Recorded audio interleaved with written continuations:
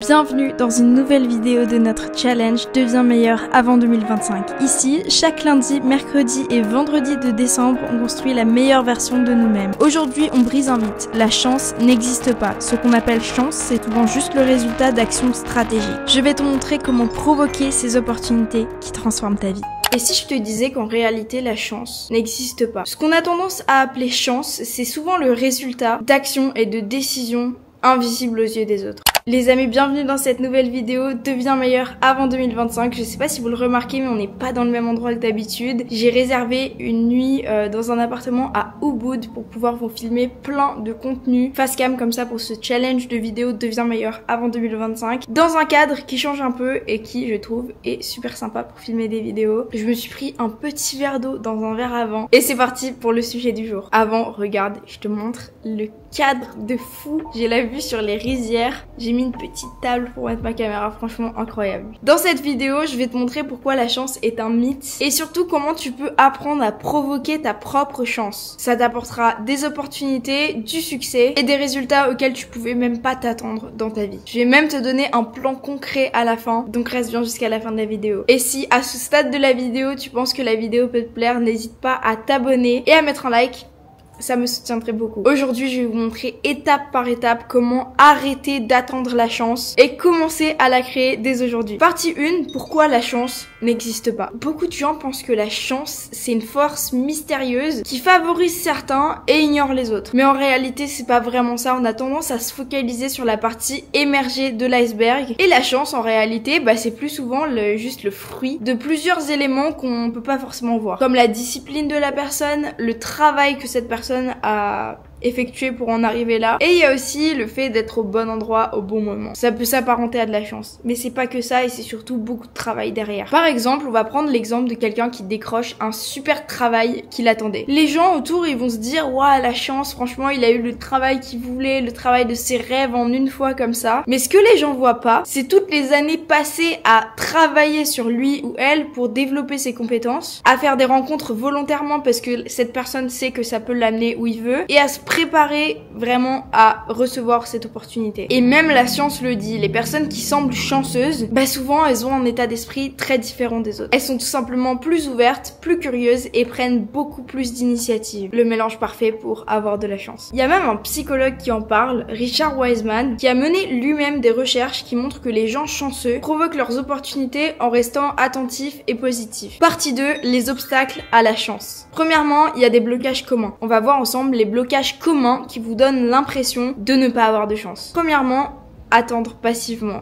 Ça paraît tellement logique, mais beaucoup de gens pensent qu'un jour, comme par magie, la chance va leur tomber dessus. Et attendre, c'est rarement une stratégie. En deuxième, il y a la peur de l'échec. La peur d'échouer, c'est quelque chose qui nous empêche souvent de saisir les opportunités. Mais la chance, et c'est pour ça qu'on parle souvent de prendre des risques, la chance, comme on dit, a tendance forcément à favoriser ceux qui prennent plus de risques. En troisième, il y a le manque de préparation. Si une opportunité se présente, comme par exemple dans le cas du travail, qu'on a vu juste avant, et que tu n'es pas prête, donc que t'as pas fait le bon CV par rapport à ce que tu voulais vraiment, le travail sur toi pour apprendre ces compétences-là, et si vous êtes pas prêt au moment où une opportunité se présente à vous, elle passera. Donc dans ce cas-là, c'est pas une question de chance, mais de préparation. Et personnellement, j'ai tendance à croire que il faut pas se plaindre de pas avoir de chance parce que vous vous focalisez sur le négatif. À la place, pour moi, le plus important, c'est de commencer petit si vous vous sentez un peu perdu, que vous savez pas par où commencer. Vous faites une liste de ce que vous aimeriez faire dans l'année, par exemple. Là, on est en décembre. Pour janvier, vous faites une liste de quelques trucs que vous aimeriez faire ou de la personne que vous aimeriez devenir. Cette personne-là, est-ce qu'elle se lève tôt? Elle se lève à quelle heure? Pour faire quoi en premier? Est-ce que vous voulez aller faire une balade dehors dès le lever? Voilà, vous écrivez vos objectifs et vous commencez petit. Et si vous vous connaissez, si vous savez un peu ce que vous voulez pour votre vie, mais pour votre vie c'est tellement, il y a tellement de choses qu'on peut faire dans la vie, mais pour les prochaines années, la chance vous sourira. On parle encore en vrai un peu de manifestation, même si là c'est surtout faire des actes pour provoquer la chance. Mais il y a aussi la manifestation et la visualisation qui peuvent entrer en jeu. J'ai fait une vidéo par rapport à ça juste avant, une des dernières vidéos, n'hésitez pas à aller la voir si vous voulez. Et maintenant que je vous ai montré un peu ce qui bloque la chance, je vais vous dire comment la provoquer. Donc, comment provoquer la chance? Premier point, prépare-toi à recevoir des opportunités. Ça rejoint un peu le point de tout à l'heure, mais la préparation, c'est la clé. Forme-toi, développe tes compétences et sois prête à saisir les opportunités dès qu'elles se présentent à toi. Par exemple, si tu veux monter une entreprise, c'est un exemple parmi tant d'autres, ça peut être n'importe quoi. La meilleure chose à faire, c'est déjà de se renseigner parce qu'on a souvent tendance à avoir des excuses de il faut se former avec des formations chères, il faut faire des écoles. Non, il y a absolument tout maintenant sur YouTube.